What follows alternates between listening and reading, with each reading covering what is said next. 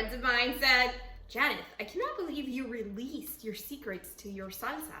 To me, salsa is full of surprises. Each time I make it, it's a little bit different, a little bit tastier.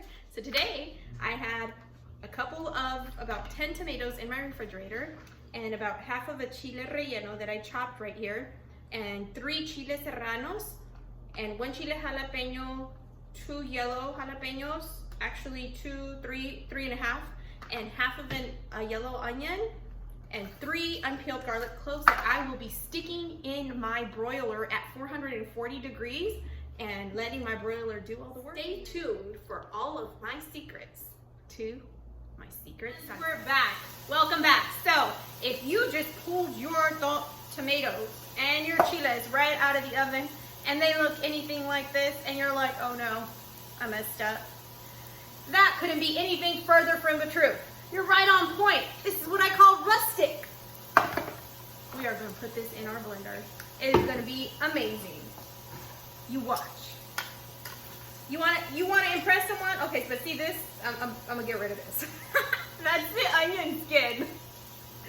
But I'll put the rest of it in there. See? Look how tender and soft that is, you guys. Ooh, you are going to impress someone. I'm taking out the seeds that won't be too spicy for my family. But I'll leave the seeds in the other one. I'll leave the seeds in the jalapenos and these other jalapenos. See? The seed came out of that one, so it's meant to be. And like this. This is my chile relleno. I'm gonna leave it like that. We're getting rustic. We're getting rustic. Now my garlics, I'm gonna go ahead and peel. I'm not gonna add any liquid. And like I said, every time I make salsa, it's different. So today we're gonna try a new seasoning. All my seasonings, that was hot, you guys. All my seasonings are from Costco. I was gonna say Costco. Okay. And now I'm just gonna put all of this in my blender on low speed.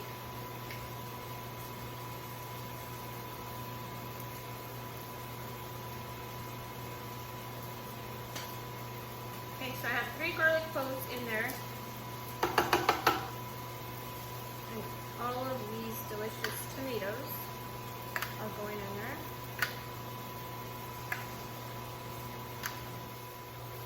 And if you stayed this long, congratulations! I'm going to show you a secret. I have a handful of cilantro that I've already washed. I'm going to put it in the middle because I find that when I put it at the bottom, it gets stuck at the bottom, on the bottom of the blades, and it doesn't mix well.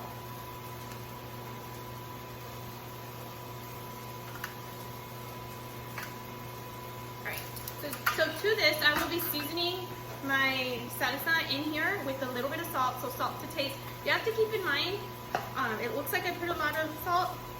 You have to keep in mind that the tomatoes require a lot of seasoning. So this is granulated garlic, and I'm going to add some of that because I want to enhance the flavors that are already in there. And then I'll put a little bit of garlic salt. And my secret ingredient for this recipe, I'm trying it for the first time today. Besides love, I have sazon completo, complete seasoning, also from Costco. And I am going to put a little bit of that in here and see what that tastes like. Okay, so I am back. So right over here I have my Vitamix, and I'm going to be using this stick. I have it on the lowest speed, and I'll be alternating from 4 to 5. So watch how it's done, you guys.